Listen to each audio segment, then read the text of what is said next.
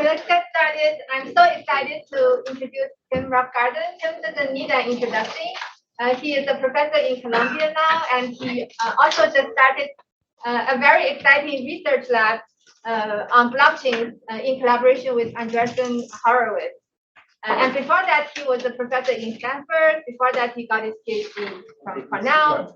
I'm a big fan of Tim's work. And actually, I learned about algorithmic game theory by watching his amazing lectures on YouTube. So if you haven't watched those, you really should. I guess Tim has won many awards. He won the Gödel Prize for the theoretical foundations of algorithmic game theory. He won the Grace Murray Hopper Award, the PK's Award, the Collide Prize, Tucker Prize. He won the Social Welfare and Social Choice and Welfare Award. He's also a Guggenheim Fellow. He has also, besides the amazing lectures on YouTube, he has also co-authored, he has edited and written 10 books and monographs, including, some of them we are very familiar with, like the algorithmic game theory, and the beyond worst case analysis, and so on and so forth. So without further ado, I'm going to give it to Tim. All right. Thanks very much, Elaine. That's nice. Okay, so thanks everyone for coming. It's been way too long since I've been to Carnegie Mellon, or for that matter, anywhere else. So really glad to be here in person. Thanks for having me. I wanted to talk today a little bit about blockchains and the application ecosystems that are being built on top of it. Sometimes people collectively refer to all of that stuff as Web3. And my main goal for today is just to convince you, at least those of you that are not already convinced, that there's some super interesting computer science going on behind the scenes around these technologies. And I'm biased because I'm a theoretician, but my belief is that whenever there's super cool computer science, theory is probably playing a super important role.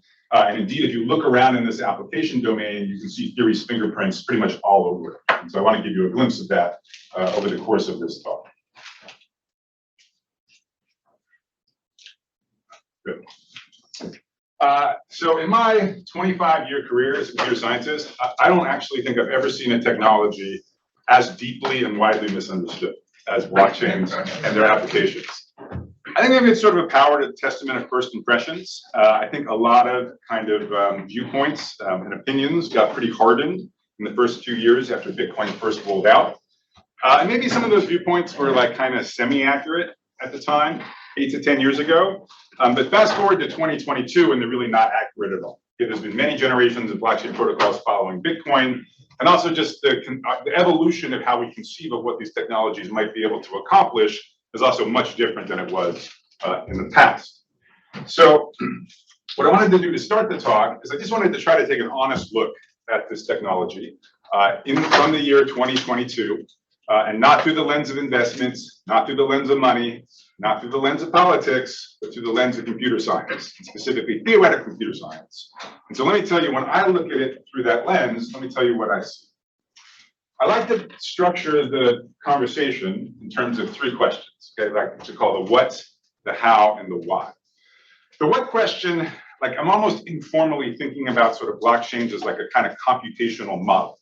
And I want to understand, like, what is the fundamental functionality that this technology grants us that we didn't already have in the past? What is the essential functionality? To give you my answer to that question on the next slide. As an analogy, you could imagine asking the same question about the internet. What's the essential functionality of the internet? People could argue about that, but let me suggest that it enables the near instantaneous transfer of digital information between any 2 points on the globe. I think if you walked up to a random person on the street and told them that, they would say, yeah, that's more or less what I sort of thought the internet was doing. And I want to point out that if you think in terms of a technology stack with like super low level stuff at the bottom, and the user-facing applications at the top, the what question is really solidly in the middle of the stack. Okay, it's the interface where the system, the concrete system which has been built, it interfaces with the applications that are building on top of the functionality that it gives you. So the how and the why questions are just about the lower and upper parts of the stack respectively. So for how, right, it's all fine and good to sort of write down some notion of computing functionality, but there's also the question is like, is that functionality realizable with today's technologies? And if so, how would you do it, right? You could ask the how question about the internet, right? Because if you think about it, we sort of all take it for granted at this point, but near instantaneous transfer of digital data between any 2 points on the globe, it's kind of amazing, right? So like, how on earth did anyone build a system with those properties? And the answer is, it's a ton of super cool computer science. If you really wanted to learn about it, you would take a course in computer networking at a serious place like Carnegie Mellon. You could really sort of learn about BGP routing, TCP congestion control, all that stuff. Like obviously, so the internet first rolled out in 1970, so that was the initial answer to the how question. Obviously, computer scientists have been iterating on the how question over the years as the internet has gotten more and more powerful. And so the answer to the how question for blockchains is going to be pretty much the same, right? So I'll tell you, what is the idealized functionality on the next slide. How do you achieve it? You achieve it with super cool computer science. Okay, and that's going to be the meat of the talk. We'll talk about some of the technical challenges that arise in implementing this sort of functionality.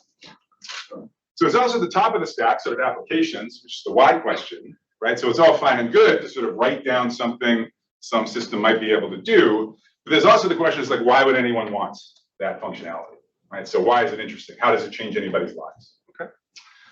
You could ask that question about the internet.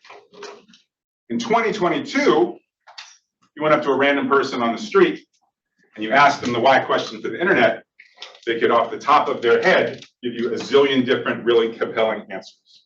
Maybe they talk about social media. Maybe they talk about YouTube. Maybe they talk about Wikipedia, whatever. Okay? But they would instantly tell you a lot of super interesting things. Now, for the younger members of the audience, I feel obliged to mention, right, so the internet is 52 years old. It first rolled out in 1970. If you look at the midpoint of that interval, which would be 1996, okay, I was a junior in college. So I was using the internet such as it was, okay, at that time. And let me tell you, the answer to the why question for the internet 26 years after it was rolled out was actually not very obvious in 1996. None of the killer applications I just listed, YouTube, social media, etc., none of those had been invented in 1996. You can send emails, transfer files. As of very recently, you could render static web pages in a browser like Mosaic or Netscape. That's where we were in 1996. So it's not that there weren't any answers to the why question for the internet. It's just that those answers got a lot more interesting once people got creative about what exactly you could use this essential functionality for. Okay. So in this talk, I will not talk much about the why of blockchains. I'll say a tiny bit on the next slide, and I'm happy to get into it in the Q&A if you're interested. One reason I'm going to talk mostly about the how is because I do core computer science, and that naturally leads into the how question. The other reason is that just like the internet in, let's say, 1983, because we're only 13 years after the release of the Bitcoin protocol, just as there were answers to the why question for the internet in 1983, they could not have conceived of the answers people would give now in 2022. So again, there are answers to the why question for blockchains, which are interesting. But I personally believe that just like the pattern we've seen with the internet, those answers are going to get much more interesting as the years roll on. And application developers figure out, what valuable things they can do with this functionality. All right. So what is the what of blockchains? All right, so let me give you my view. Let me say at the outset, so in this slide, when I talk about a blockchain, what I actually mean is a general purpose smart contract platform. So like Ethereum would be the biggest and most well-known examples. Like I said, there's been more generations of blockchains since then, like Solana and Avalanche are two more recent ones that are used by quite a few people. Second caveat is that I'm not claiming that what I'm going to write on this slide is literally true, or even that it's really mathematically sort of well-defined. I'm just going to assert that, in my opinion, this is a really useful mental model to think about what this technology might be able to accomplish and what kinds of technical challenges you might expect to arise if you try to build it. Okay. So how do I recommend you think about a blockchain? First of all, think of it as a computer in the same sense that a laptop is a computer. Okay, not a physical computer, a virtual computer, kind of a virtual machine that sits on top of the internet. That's fundamentally what a blockchain is. Big deal, you say, right? You've got a computer on your wrist. You've got a computer in your pockets. Like, what's the big deal? Furthermore, viewed as a general purpose computer, blockchains are very primitive. Okay, they're maybe as powerful as a computer from, I don't know, like 50 years ago or something like that. So there better be more to the story. So here's the rest of the story. So it's a very unusual computer in that, in effect, it has no owner, it has no operator. I like to think of this computer as just running in the sky, in plain view, as a public good.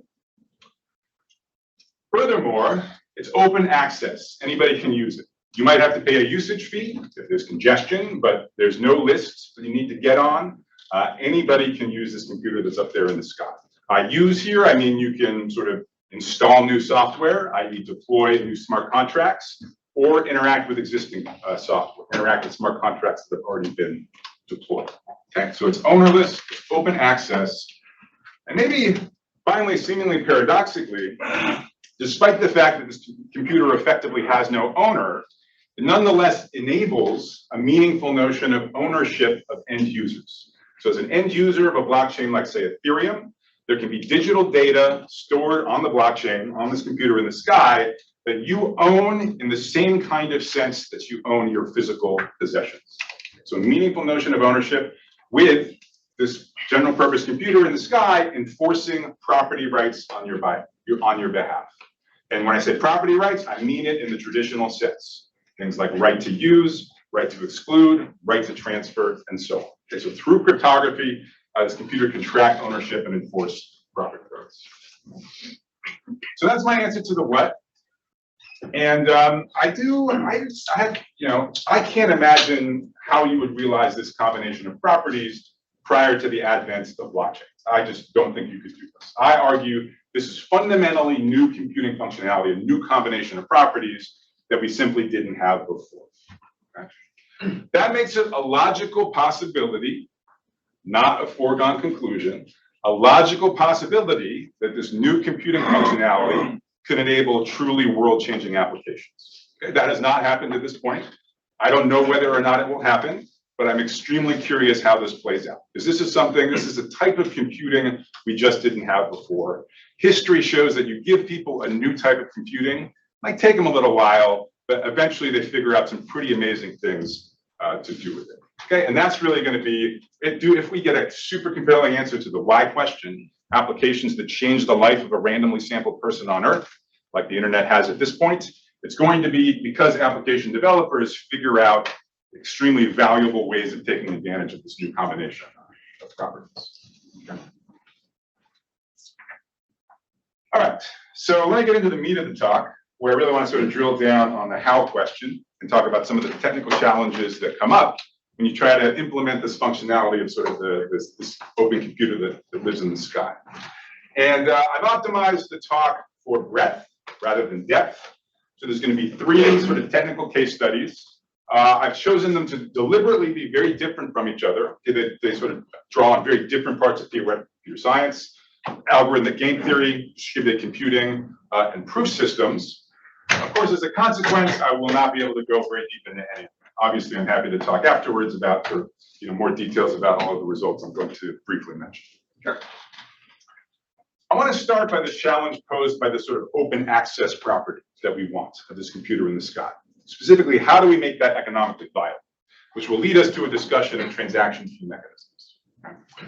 So a little bit more about sort of what a blockchain actually does. Most of you probably know this, but just to review. So fundamentally, what a typical blockchain does is maintain an ordered sequence of transactions, okay, which have been confirmed or executed. Okay? What's a transaction? Prosaically, you can think of it as a payment from person A to person B as a canonical transaction. I would actually encourage you to think of a transaction as a line of code in a computer program. Okay? So the blockchain is maintaining a list of an ordered sequence of instructions which have all been carried out in a virtual machine. This virtual machine that sits on top of the internet. Okay. Now, new transactions get added to this, ever-increasing list in batches. A batch is called a block. And what's important for us now is just that blocks can only be so big, and they only come along every so often. So using Ethereum as an example, you expect to see one new block roughly every 13 seconds or so, and you expect to see maybe 200 transactions in a single block. So that gives you about 15 transactions per second, okay? Which is not very much, which is why when I said viewed as a computer, think of it as a computer from like 50 years ago. It's a very sort of primitive computer, all right? Now, if you have a popular blockchain, like certainly Ethereum would qualify, given that you can only do 15 transactions per second, demand is inevitably going to be much, much higher than supply. There's many more than 15 transactions per second being generated that would love to be executed in Ethereum's virtual machine. So a blockchain has no choice but to exclude some transactions. So it has to pick which ones get excluded. If we think about this sort of computer in the sky as a public good, it's very natural to want to allocate the scarce resource, computation in the blockchain's virtual machine, to allocate it to those who benefit most from it, i.e. to the most valuable transactions. That is the job of the transaction fee mechanism, to determine which transactions are the most valuable. Okay. So the original transaction fee mechanism, this is how it's always worked in Bitcoin and how it worked in Ethereum until about 9 months ago, is something known as a first price auction. And the idea is very natural. Basically, the blockchain's like, how am I supposed to know which are the valuable transactions? Right, so let's sort of force users, right, to tell us how valuable they think the transactions are by attaching a bid to it. Okay, so if you submit a transaction to a blockchain like Bitcoin or Ethereum, you are responsible for ponying up some bid which you will pay if in fact your transaction is eventually included, does eventually get executed in the virtual machine. Okay. Now, question you may have, you may say, okay, that makes sense. Right? So users pay to have their transactions executed, seems reasonable. But like, I thought this was a computer with like no owner or operator or anything. So like, who does this payment even go to?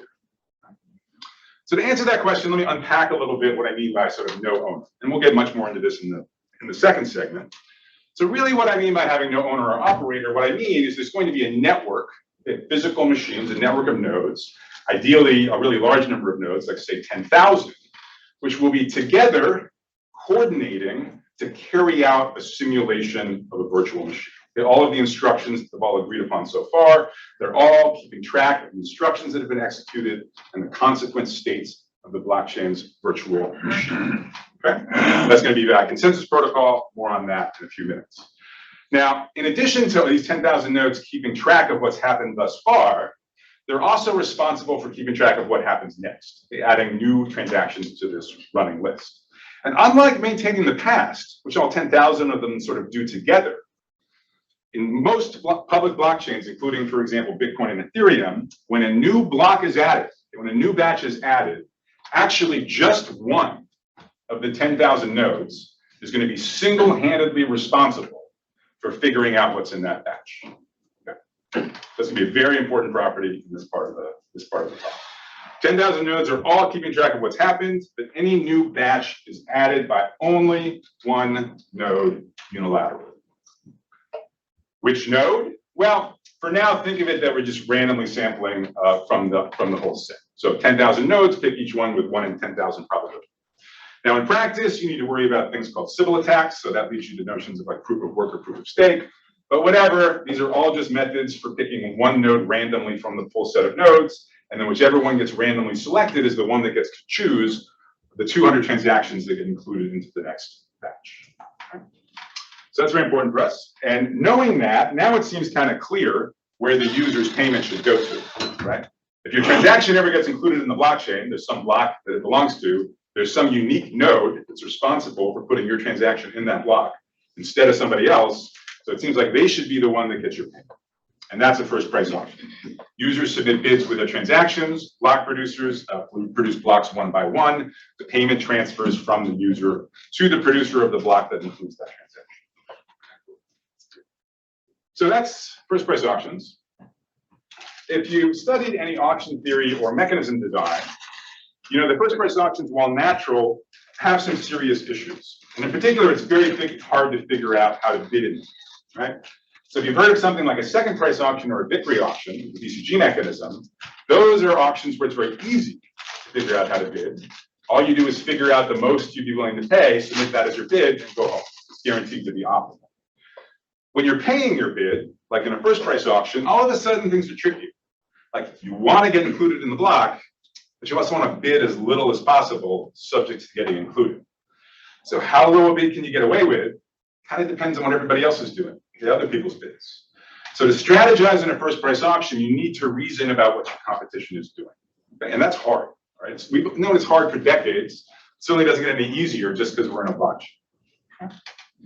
So, if you want to take this seriously as a mechanism design problem, it's very natural to ask, do we have a transaction fee mechanism which is in some sense better than the status quo of the first price auction?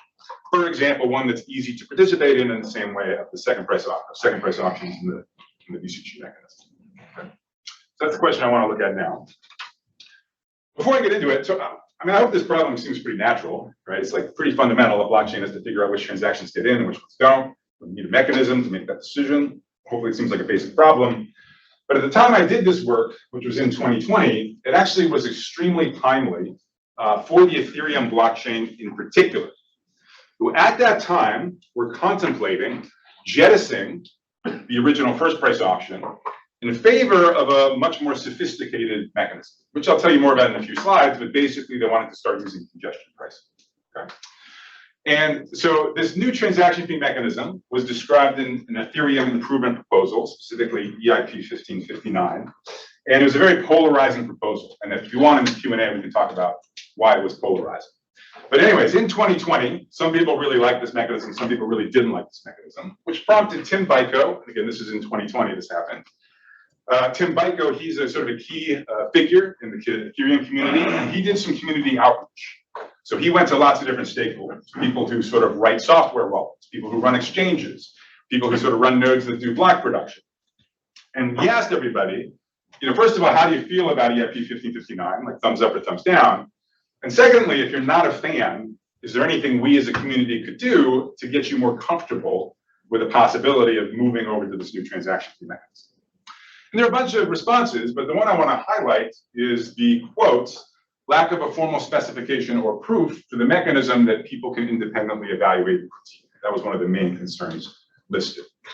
And mind you, none of the respondents are academic researchers. Okay? These are all people in the Ethereum trenches building stuff, and there was a visceral hunger amongst them for having some kind of really proper mathematical, formal analysis and description of this potential new transaction fee mechanism. That's certainly one of my main motivations for doing this work. So why can't you just copy paste some mechanism out of chapter 2 of like some mechanism design textbook and use it here? Like, why can't you just use the VCG mechanism? It's lecture 7 out of the 20 lectures in algorithmic game theory, for example. It turns out what makes mechanism design interesting and hard here is that the blockchain setting has a number of idiosyncrasies which mess up traditional auction formats and force you to rethink the problem from first principles. I want to list some of those challenges here on this slide. Okay. I started with a challenge I'm calling challenge 0, because this is not at all blockchain specific. This is just what mechanism design is all about. Right? You're trying to make a good decision. You don't know people's preferences. You ask them for their preferences. You're worried about people trying to manipulate your mechanism by misreporting their preferences. Okay? In an auction context, you're worried about them lying about what they'd actually be willing to pay. Okay? This is a standard issue in mechanism design. We have standard language for saying we want mechanisms robust to this kind of gaming. Right? So we want a mechanism which is truthful, or sometimes also called DSIC, for dominant strategy incentive compatible. And we're going to want that too. Okay? But this is not blockchain specific. For the blockchain specific stuff, remember I made a big deal that whenever a block gets added to the blockchain, it turns out there's just one node who's single-handedly responsible for figuring out the contents of that block, the 200 transactions that get included. Okay. And so that means is you can, in your armchair, write down a transaction fee mechanism you would like people to carry out, but ultimately at the end of the day, it is whatever node gets randomly sampled that will be making the decision of who's in and who's out. You can make them a recommendation, but they're going to do whatever they want. Okay? So this is very different than a traditional mechanism design setting where you can basically say that this is the mechanism and then have it just be implemented and run. Okay? Ultimately, the mechanism will be carried out by block producers, and they're free to do whatever they want. So that'll lead us to define a sort of new incentive compatibility notion, okay, that just sort of This is motivated specifically by the blockchain context called MMIC. Another aspect of MMIC will be that not only can this one node choose who's in and who's out, it can also, on the fly, if it's helpful to it, make up its own fake transactions and make those be at some of the 200 that make it in the block. And this is what completely breaks a second price auction. Second price auctions, if you think about it, are super easy to manipulate if you're using shill bids, if you already know the bids of the other participants. Basically, shill bids turn a second price auction into a first price auction. They totally defeat the point of the auction format. And so because block producers control the block contents and can insert shill bids whenever they want, and it would be in their interest to do so, that's why you never hear about second price auctions with the DCG mechanism in a blockchain context. The final concern is collusion. Collusion is much easier to facilitate in sort of a general smart contract platform than it is in a typical kind of real life application of mechanism design. And in particular, we're going to be concerned with collusion between a block producer and users who have submitted transactions. So that's going to give us our second new incentive compatibility notion, OCA proofness, which was, we want robustness to manipulation by cartels of this form. Sure. And then ultimately, we're going to be asking about transaction fee mechanisms that satisfy all three incentive compatibility properties simultaneously. Robustness to manipulations by users, robustness to manipulation by block producers, and robustness to manipulation by cartels of users and block producers. Okay. So let me just sort of flash really briefly the formal definitions of the two new incentive compatibility notions. I'm going to be brief here because I think they'll say more or less exactly what you think they'd say. So MMIC just says, like, you know, when you write down your sort of description of your mechanism, and in particular who's supposed to get in and who's supposed to get out, if a block producer observes your recommendation, you want them to say, like, oh yeah, I'm totally happy to do that. Right? So you're basically telling me to maximize my own revenue. Sounds great. Happy to do that. So that's MMIC.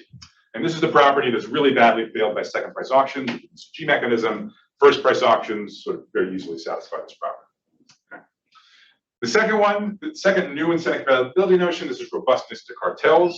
So you think about a block producer, you think about a bunch of users who want their transactions included in that block, and you're worried about them colluding with each other. Why would they do that? Well, for example, one very standard auction format would be to use a reserve price. Like you say, look, if you don't bid at least $10, you're ineligible for inclusion.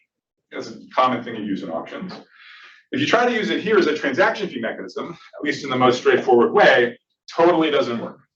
And just as a second price auction, totally didn't work. Here, the reason it totally didn't work is because collusion allows everybody to evade the reserve price through an off-chain agreement. Okay, so like, suppose the reserve price was $10, and there was some user that was only willing to pay $7, and a block producer really wanted to include it because it didn't have anybody else it could include and get more revenue from. Well, then the block producer can say, look, user, just bid $10 on chain, so you're eligible for inclusion. I'll refund you the extra $3 off chain. Everybody's happy. You get in, you pay something you're happy with. I get $7 instead of $0. Okay. It's not important that you follow the details. The important point is that this is a different incentive compatibility guarantee, which breaks a different, very standard auction format you might think about copying and pasting from a textbook. Okay, namely the naive use of reserve prices. First price auctions turns out have no problem. Any strategizing this cartel might think about doing in a first price auction, they may as well just kind of submit the bids on chain. It's really no difference. All right.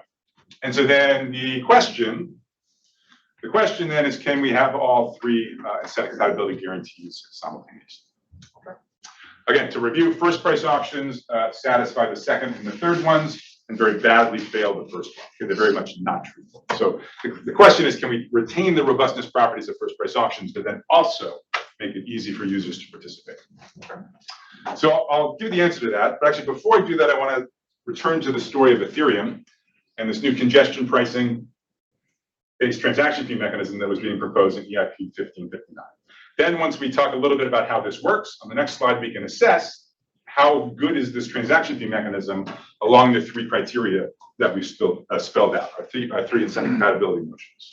All right, so this was proposed by Vitalik Buterin, who's also sort of the founder of Ethereum. So he proposed this possible new transaction fee mechanism. And there's actually a number of coupled changes relative to first price auction. So it's really a pretty big shift. Three big ideas, I'd say. Big idea number one is that you're going to use a reserve price. Okay, so some minimum bid, that any bid below that, you're automatically ineligible for inclusion. But wait, you say, when we were talking about OCA proofness, Didn't I say the reserve prices don't work? They can be evaded through off-chain collusion. I did say that. That's for the most obvious way to use a reserve price, where the revenue generated by the reserve price gets passed on to the block producer, which is the sort of obvious person to get the money. That's the first thing you think about. Turns out, if you can use a reserve price, as long as you direct the revenue from that reserve price anywhere other than to the producer of that block, then there's actually a possibility of having robustness to these cartels. And so in particular, and this is actually the main reason why the proposal was controversial, in EIP 1559, any revenue generated by the base fee is burned, by which I mean those coins are simply removed from circulation forever. So the supply of ether just drops every time every time this mechanism would be run. Okay? So that's big idea number one, a reserve price, revenues from it get burned. Big idea number two concerns the question of like, how should you set this reserve price exactly, right? And it's going to use local search. Okay? So if the reserve price looks like it's too low, you raise it up. If it looks like it's too high, you push it down. Okay? All right, but what does it mean to like look too high or too low? So you're going to use as an on-chain clue, like, so one thing that's cool about this is like, you have lots and lots of auctions of the same type that have happened in the past, right? Every single block, every 13 seconds, this mechanism is being run. So you can, and the outcome is completely public, okay? So you can use the outcomes of previous transactions, previous blocks to inform what you do here.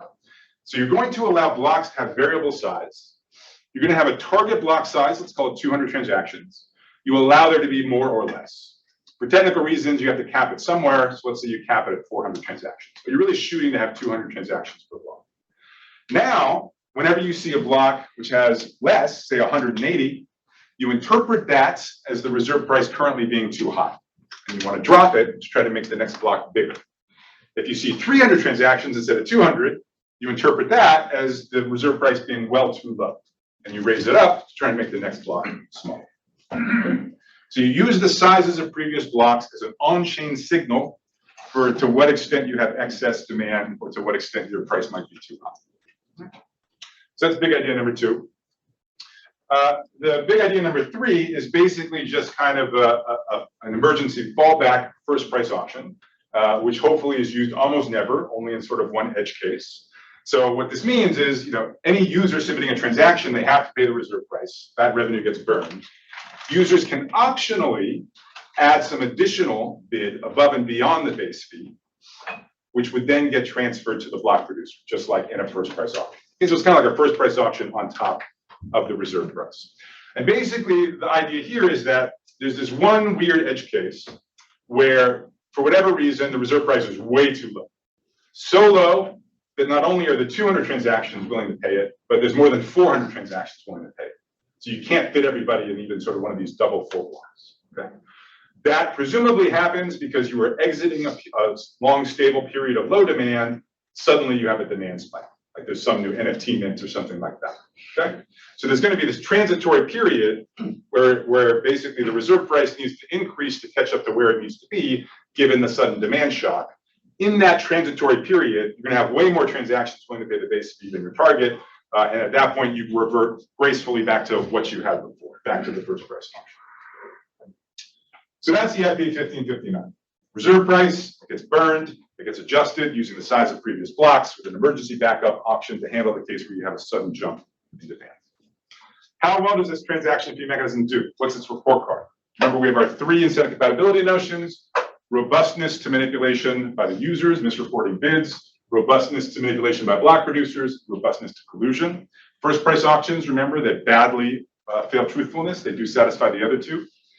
They're also sort of unsatisfying conceptually, and that first price auction, you would use that in any number of different application domains. You really didn't take any advantages of the blockchain setting. There's nothing sort of special you did. This new transaction fee mechanism, EIP 1559, it's much more satisfying conceptually in that you would never come up with this design if you weren't thinking really specifically about the problem of transaction fee mechanisms. You'd never come up with it. You'd never come up with these variable size blocks or burn base fees or any of that kind of stuff.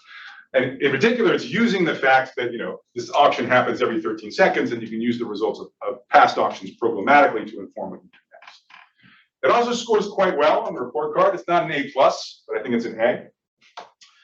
It has the exact same robustness properties at first price auction. So robustness by manipulations by block producers and by coalitions. They're for somewhat less trivial reasons than for first price auctions. So for this to be true, it's crucial you burn the base fee revenues. It's crucial that the reserve price is independent of the current block, et cetera.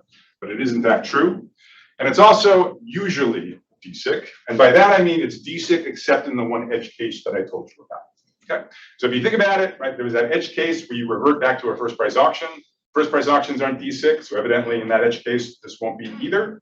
But that's the only obstruction. In literally all other situations, it does act as a truthful mechanism. It's trivial to figure out what you should be bidding in the mechanism. Okay, so it's, in that sense, it's a Pareto improvement over the status quo. You keep the two properties you had before, and you get a better version of the third. I also suggest a sort of alternative variance where you get MMIC and DSIC always, and OCA proofness usually. It's a sort of an incomparable slate of guarantees. Right? As a researcher, you always want more. Right? You always want to do better. So obviously, we want all three properties simultaneously.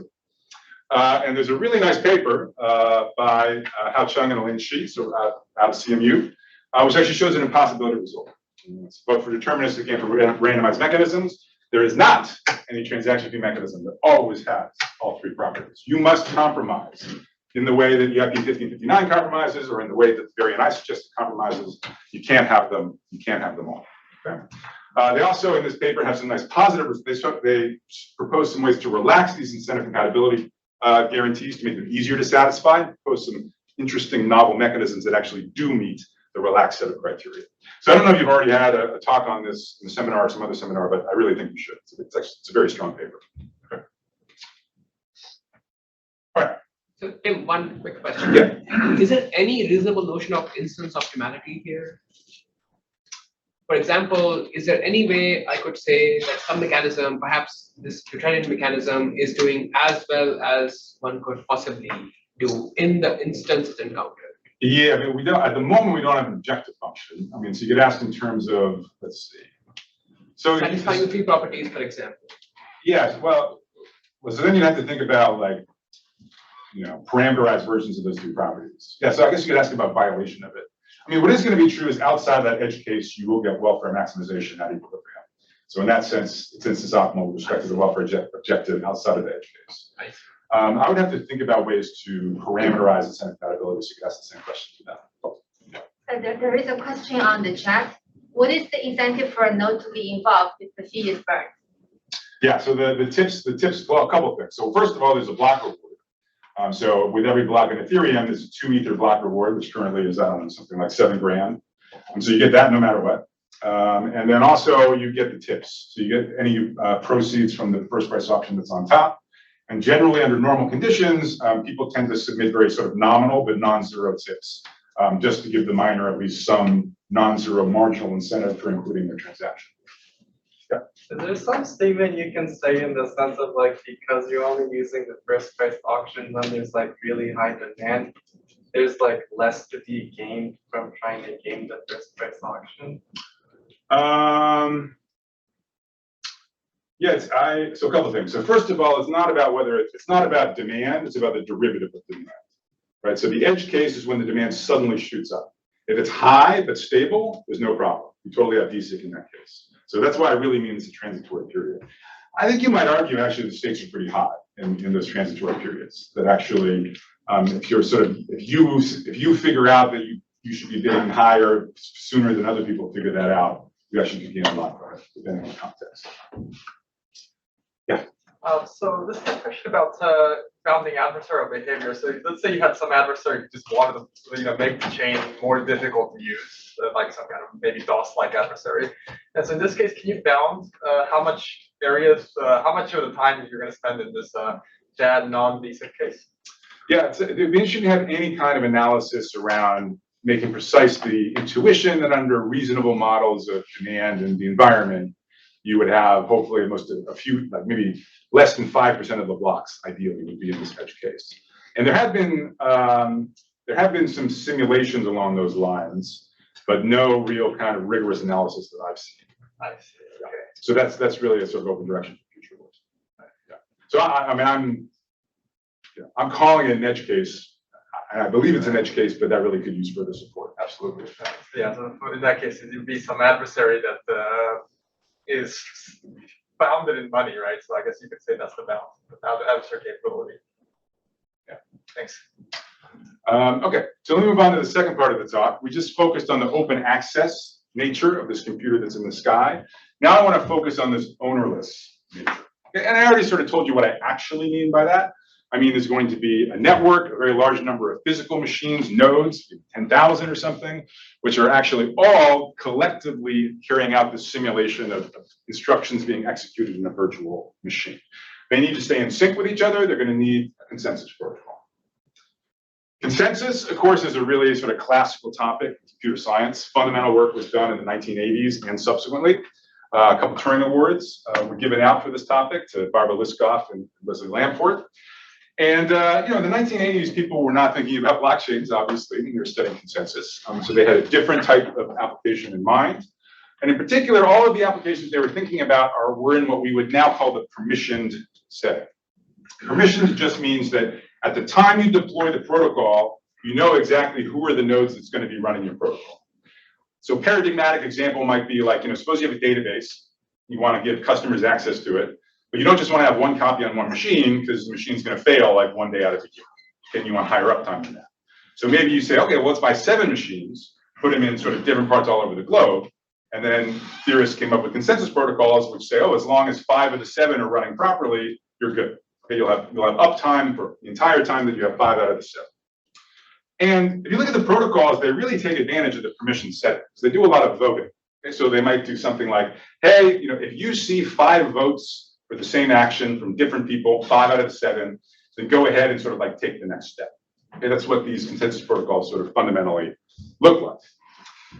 Now, the vision for blockchains is quite different. And in particular, while replication in blockchains does help with uptime, that's not really that's not the main point. The point of the replication is to have this ownerless property, to ensure that no party has non-negligible control over the operation of this virtual machine. For example, that nobody can shut it down. That is why you are replicating in the blockchain context. Moreover, the vision of most blockchains is that you would also like kind of anybody should be able to join at any time this network of 10,000 nodes that are running the protocol. And indeed, Bitcoin, Ethereum, you can right after this talk, go download the reference client, bootstrap your computer, and start following along with that protocol. You could literally do that this afternoon. It would be no problem. Okay? So that's very not permission, right? You definitely do not know which 7 nodes are going to be running your protocol at the time you sort of first put the protocol out into the world. Okay? You don't know if there's going to be 7, you don't know if there's going to be 7,000. You don't know if there's going to be, one person who creates 1,000 different multiple identities who participates under all of them. You have no idea what's going to happen, who's going to be running your protocol. So the permissionless setting is much more demanding than the permissioned setting, to the point that I don't really think it's a priori clear that there should exist permissionless consensus protocols with provable properties. Okay? But there are. This really was the problem that Nakamoto solved when he developed the Bitcoin protocol, this permissionless consensus with provable guarantees. Most of you probably know this, but just a quick review. 2 big ideas in the Bitcoin protocol. I think the biggest 2 are the following. Number 1, proof of work. This is actually from an idea that came out of the theory community, Cynthia Dwork and Moni Noir. They proposed it in the context of spam fighting. In the context of a blockchain protocol, this is a way of doing that random selection of a single node to produce a block, random selection with probability proportional to computational power. Okay?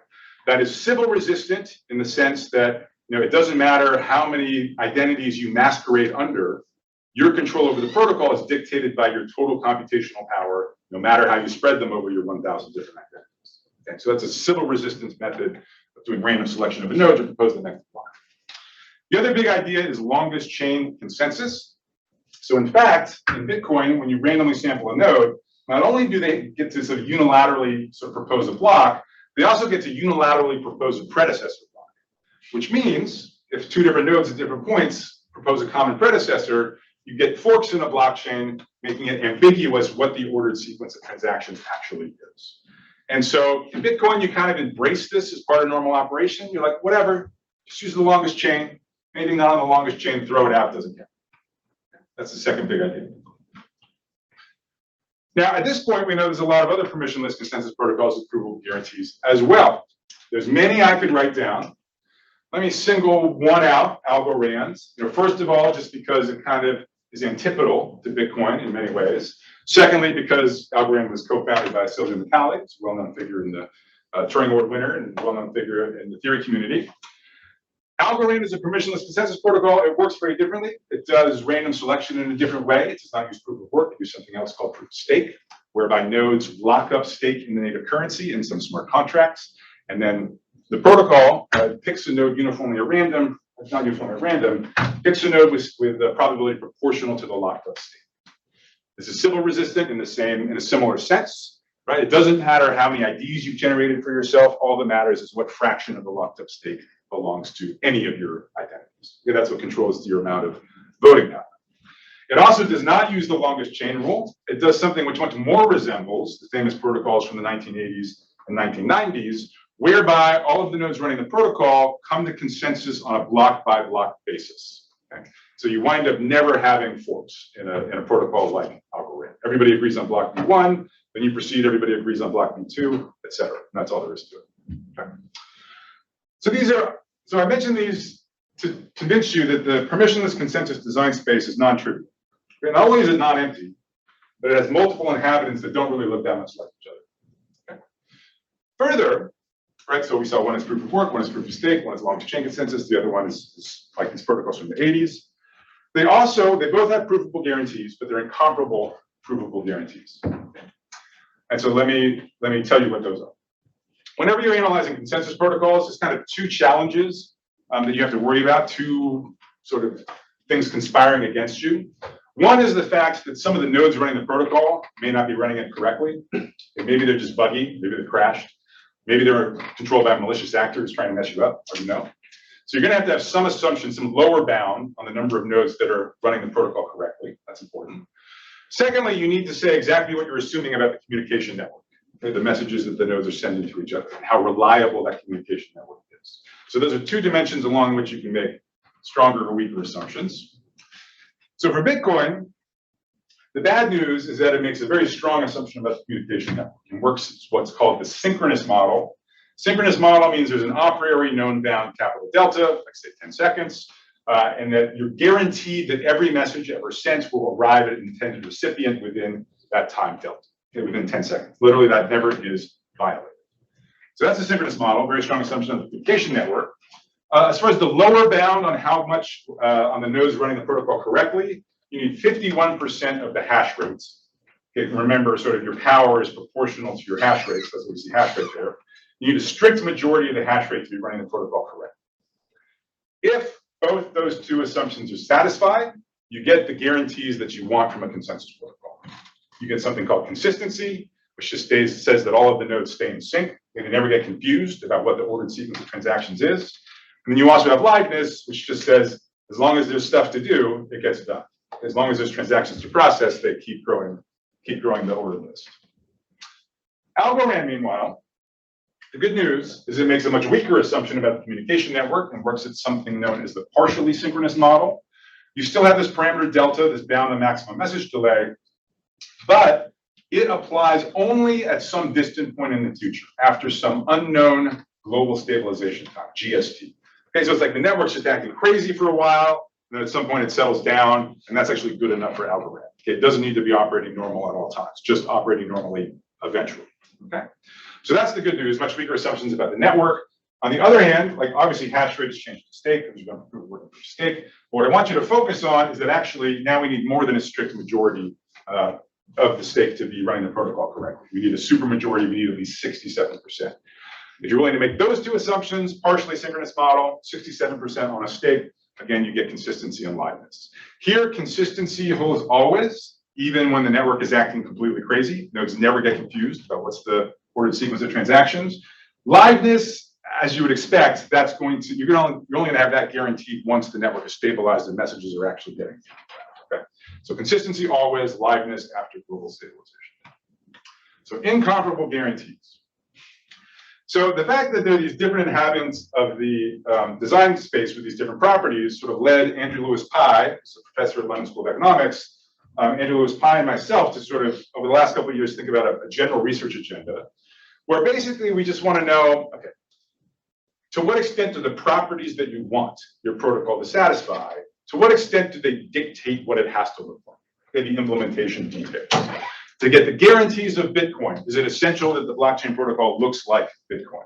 To get the guarantees of Algorand, does the blockchain protocol need to look like Algorand, whatever that means? Okay. So there's a bunch of results in these papers. Obviously, I can't go into much depth at all.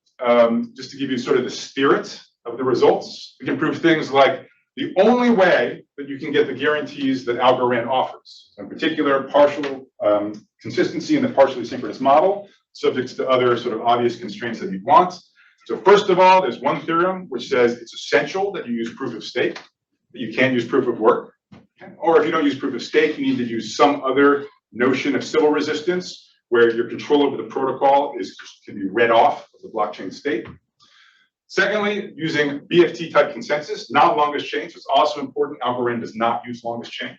It needs to use BFT consensus or something else that sort of proves confirmation in an analogous way, okay, which is formalized by a notion of certificates that's in our work. Okay. So these are the kinds of results I mean by saying to what extent do the properties that you want of the protocol dictate what it has to do. If you want this partial consistency if you want consistency in the partially synchronous setting, it's important you do proof of stake or something like it. It's important you do BFT consensus or something like it. All right. So let me just sort of state, so this is the two results I mentioned. This is a more formal version of the first one. The first one said that proof of stake or otherwise having sort of control obvious from the on-chain state is essential to having consistency in the partially synchronous model. So what do I mean by that? I also should say there's a precursor to this theorem, also by Elaine in her joint work with Raphael Pass. Our model is more general, but the reasoning behind this result is very similar to theirs. So you can prove an impossibility result which says the following. Okay? There is no blockchain protocol that satisfies all three of these properties. You must pick 2 out of the 3. Okay. This first one, you should think of this as basically being proof of work. Okay? Or just in general, if it's a protocol where you don't automatically know how much control nodes have from the on-chain state. Which if you think about it is true for a proof of work protocol. Proof of work protocol, how much power do you have? It depends on how many machines you've got at home. Okay? The blockchain state does not explicitly say how many machines you have at home. The hash rate could drop by a factor of 10. The blockchain state could remain exactly the same. You never know the difference. Okay, so that's what I mean by unsized. Okay, I mean your control over the protocol cannot be deduced directly from what gets recorded as part of this transcript and its execution. All right, so property 1 is proof of work or otherwise operating in this kind of unsized setting. Property 2 is liveness, okay, or a version of liveness where you have fluctuating resources, also sometimes called dynamic availability. And then 3 is the guarantee of Algorand satisfies consistency in the partially synchronous setting. You cannot have all 3. Okay, so that's something you can formally prove. Again, this is not just about proof of work or proof of stake or longest chain or whatever. There's a very general model, okay, which encompasses lots of stuff we haven't thought about yet. Even in this general model, you can't have all 3 at the same time. Bitcoin will give you the first 2. It's proof of work, so it operates in the unsized setting.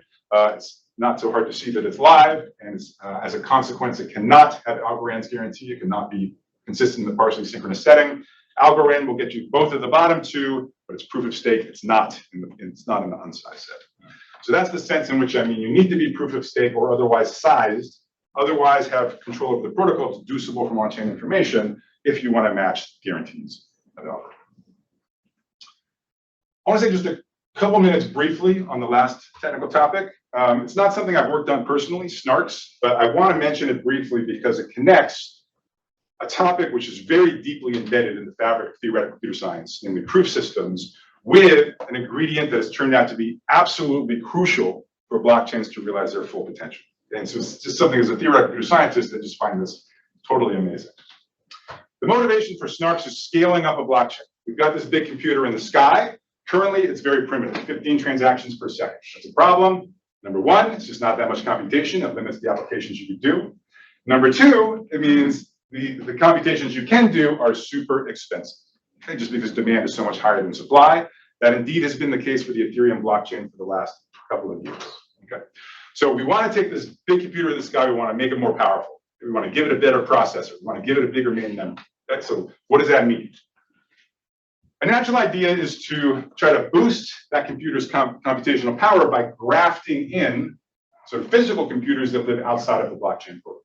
Generally, this is going to be like a for-profit third party, but even just imagine there's some like big Ethereum fan, right? And they just have this like really powerful computer that can do 100,000 transactions per second, okay? And they're like, hey, Ethereum. Sorry about all the anthropomorphization. That's just something I do. So, hey, Ethereum, let me take some of the load off of your shoulders. I'll just go ahead and process 100,000 transactions, and I'll keep you posted. I'll like let you know what's sort of the new state after I processed all those transactions. Okay. All right. Well, so for that to make sense, all right, it better be the case that the blockchain can verify. Right? You wouldn't want some third party to say, hey, I just processed 100,000 transactions. Here's the new state. That's what I own all the coins. That's not okay. So we need to be verifiable. What do I mean verifiable? I mean that the off-chain computer cannot trick the blockchain into thinking that some state is valid when really it's not. Okay, so the off-chain computer needs to report not just the new state, but also in some sense of proof that the computations it did to derive that new state are correct. Okay? All right. So it's not clear immediately that you could implement such a thing. If you could, this would be definitely a Pareto improvement over the status quo. Previously, end users only had the option of submitting really high bids for their transactions to Ethereum. That's all they could do, take it or leave it. Now there's a second option. You can submit your transaction instead to this powerful off-chain computer who will eventually, hopefully, report it to the Ethereum blockchain. What could go wrong? This computer might ignore you, not process your transactions. This computer might go down. So you depend on it for liveness. If it goes down, whatever, you've still got your old option. You just submit directly to Ethereum. And crucially, because the updates are verifiable, because Ethereum will never believe any transaction that wasn't actually processed, you're not worried about it stealing your funds or doing anything else. The only thing that can go wrong is you lose liveness of this off-chain computer, and then you revert gracefully back into the situation you had before. So Snark is an implementation of this periodic verifiable update. Okay? Those of you that have studied some complexity theory might recognize that what we want here is exactly a proof system. What's a proof system? They were invented in the 1980s by theoretical scientists who wanted to study not blockchains, not in the 1980s, they wanted to study the mysteries of the computational universe. They wanted to answer questions like, what is a proof really? Like, imagine a teacher and a student having a conversation, and the teacher convincing the student. So that led us to the notion of interactive protocols. It led to some of the most famous theorems in the history of computer science. IP equals P space, PCP theorem, zero knowledge for all of NP, etc. Okay? And this is exactly what we want here. Okay? Who's the teacher? Who's the student? Okay, the usual language is the prover, so someone who has more power and or knowledge, than a verifier, who has less power and or knowledge. The off-chain computer is the prover. They're the powerful one. This sort of very sort of primitive computer in the sky, which can only do 15 transactions per second, that's the verifier. Okay, they're the ones that have much less computational power. So exactly what we want is a proof system. We actually want a proof system of a particular type. We want a snark. What's a snark? There's people in this room that know much more than me about this. Let me just sort of quickly tell you what the acronyms are. So first of all, right, we're trying to take some of the load off of, say, Ethereum's shoulders. Okay? So verifying the proof better be faster than doing all of those computations from scratch. That is the whole point. That is the S, that is for succinct. You can check the work of the prover without redoing the work yourself. In general, as I said, the protocols were thought of as conversations, and so they're interactive. We don't want interaction in a blockchain setting. It should be a one and done situation, right? The off-chain computer does some stuff, proves that it's correct, it gets posted to the blockchain, and this off-chain computer can just like crash and it's fine. Okay? For the rest of time, everybody can verify that they did the proper work. So the N is for non-interactive. This really should just be a very simple conversation where the teacher just tells the student something and then the student's convinced. Okay. AR stands for argument. This just means a proof. This is the notion of verifiability, right? So anything the off-chain computer does correctly, it should be able to prove it did correctly. Anything it does not do correctly, it should not be able to convince the verifier, convince the blockchain that in fact it is correct. Okay, so no bogus proofs allowed. The K is important in a blockchain setting, but not as important as the first three, at least for my purposes. Okay, so the K is for knowledge. Right. And this is the last thing I'll say. So theoreticians studying proof systems, they started with sort of the big questions, like structural complexity theory, like what can you solve using a proof system? That leads you to a theorem like IP equals P space. Any P space problem can be solved using an interactive protocol, and only P space problems can be solved using interactive protocols. Once you've mapped out the landscape, very natural to take a more fine-grained approach and ask exactly how many resources do we need to use exactly to prove something. Okay. What resources would you focus on? Well, the effort by the prover and the effort by the verifier. Okay, those are the obvious resources to study just as a theoretician. Lots of great work on it. These are exactly what you care about for scaling blockchains. They're literally the exact metrics you want to be minimizing. Okay, for this computer in the sky to have its sort of full capacity. Okay, you care about the length of the proof. You want that to be short. So, and that translates directly. That has to be stored on this sort of layer 1 blockchain on Ethereum. That's expensive. So shorter proofs is cheaper proofs.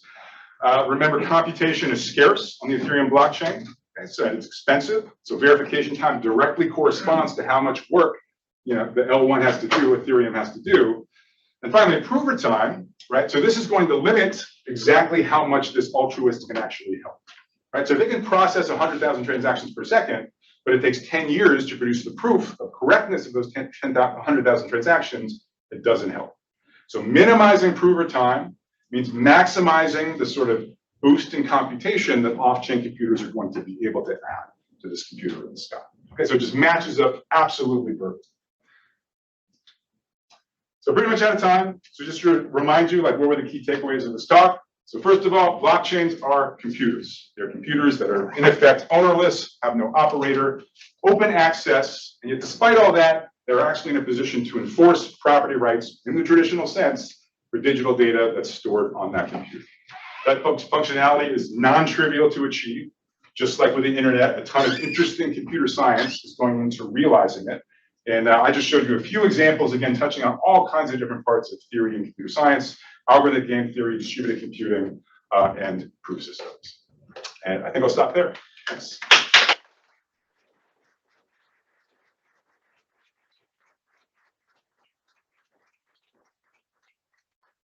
Questions, and also for audiences on Zoom, if you have a question, you can type it, or you can also unmute yourself. So there's a question on the chat. Is there any allowance for probability of failure in this setting? I believe he is asking about the Snarks part. Okay, good. Yes. So, this also relates to why does it say argument instead of proof there? On some level, because we're going to be using cryptography, if you had a prover who could forge signatures, this is all going to fall apart. And so whenever you have cryptography, you also have to have some probabilistic statement because someone could randomly guess the correct secret key.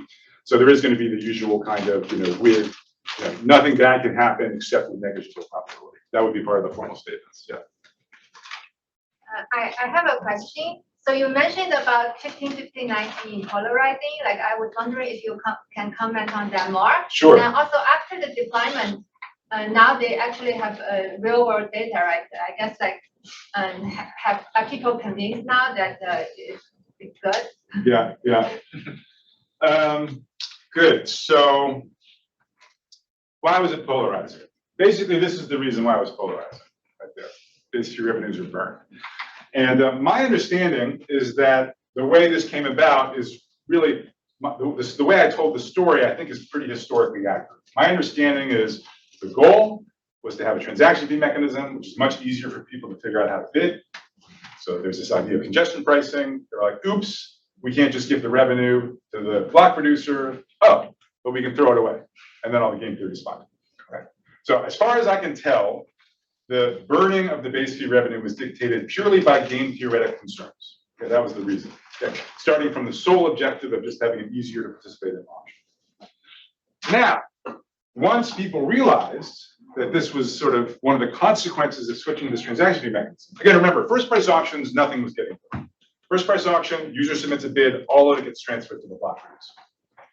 Well, who do you think was the most pissed off about this proposal? People who run nodes that produce blocks. They're still going to get their block reward. They're still going to get their tips, okay? But they're not going to be getting these base fee revenues. Okay, that's now actually being withheld from them. Okay. So they were really mad. Okay, so the block producers. Now, who was really excited about it? In the end, community enthusiasm around this proposal stemmed actually, at least as far as at the time that they were thinking about adopting it or not, were really kind of, was a crucial point. There's not so much the fact that it's an easier mechanism for people that seemed to resonate less broadly, and more, there are a lot of people that had, Ether in their software wallets, right? And so what happens when you take coins out of circulation? Right? It's like a stock buyback. Right? So if you think of it, I'm not kidding. Like if you think of the market cap as being sort of fixed, right? Independent of the units in which you measure, right? Then a 1% decrease in the supply is literally a 1% increase in the value of each of the coins that you currently hold. Okay. So it's not like this money goes away. It's like this money that was previously going to the block producers is now being distributed pro rata to the current holders of this currency. Okay. So it's different. It's definitely not crazy, but it is different, right? So obviously holders liked it, right? Block producers didn't like it. Okay. Now, nobody, as far as I can tell, not a lot of people took the side of the block producers, as far as I can tell, because again, remember, they're still getting their block reward. And my reading of the Ethereum community sentiment was like, dude, the block reward should be, it's a lot, that should be flat. And so they really thought that the Ethereum protocol was in effect overpaying block producers for security, right? They didn't need to be paid that much. So there wasn't really much hand-wringing outside of the block producers about block producers getting less. What was the other part of the question? And after the deployment, are people yeah. now feeling better about this? Yeah, so I think this is pretty much widely viewed as a success. I mean, a lot of it's sort of anecdotal, to be honest, but there is one really nice empirical paper, I think it'll be in CCS, memory serves, where they actually do kind of a before-after comparison. So they look at actual Ethereum mainnet data. I think they go 4 months before and 4 months after. And they noticed, and what's especially interesting is a lot of the sort of second order benefits people were hoping would be true actually do seem to be true. So like one thing we didn't mention is that, originally there was this hard cap of 200 transactions for every block. Now all of a sudden you have sort of you're shooting for 200 on average, but you have this kind of flexibility of going up to 400, which basically means Ethereum can borrow block space from its future and bring it into the present. And the hope was that, therefore, when there's sort of like small demand spikes, rather than transactions getting delayed a bunch, the block's just going to get a little bit bigger for a while, and then things will sort of restabilize. So there was a hope that the typical latency experienced by transactions would drop because of this sort of extra flexibility in the block size, and that turned out to be true, for example. The one thing, so I looked at a little bit of the data myself, and the one thing, so there's one really interesting thing I'm going to keep an eye on after the so-called merge, when Ethereum becomes proof of stake. So the one thing that surprised me when I looked at the data was the frequency of double full blocks. Right? We were talking about it being sort of an edge case. I was hoping it was going to be just a few percent at the time. And it's more, it's not a ton, but I forget. It's certainly like, it felt like at least 10% of the blocks or something like that with double full, maybe even 15 or something like that. And I was like, it's kind of high. But then I realized there's something else going on, which is one thing that's sort of an artifact of proof of work, which again, Ethereum is still using. It is supposed to stop using it in a few months. But proof of work, right? You have all of these miners sort of trying to invert a one-way function, sort of randomly guessing, trying to get sort of a SHA-256 to output something that ends with a whole bunch of zeros. And that's a probabilistic process, right? So things are tuned so that on average, someone will succeed at once every 13 seconds. On average, you'll see a block every 13 seconds. But that's really just kind of the expected value of some kind of exponential random variable. So sometimes it's going to be 4 seconds. Sometimes it's going to be like 30 seconds. Okay? And so what that means is think about these sort of long intervals of like 30 seconds, right? You were expecting to see blocks every 13 seconds. And you sort of have your base price carefully tuned so that you'll have 200 transactions like clockwork every 13 seconds. Okay, but now you basically skip a block, right? It's 13 seconds, 200 transactions come in that want to pay it. Up, no block. Another 13 seconds, here come another 200 transactions come in, want to pay it. And now all of a sudden you're going to have a double full block. So my conjecture is that a significant factor in the frequency of the double full blocks is this sort of erraticness of the exact block production schedule.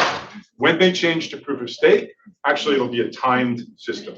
So it'll literally just be every 12 seconds like clockwork, it'll be somebody's turn to sort of produce a new block.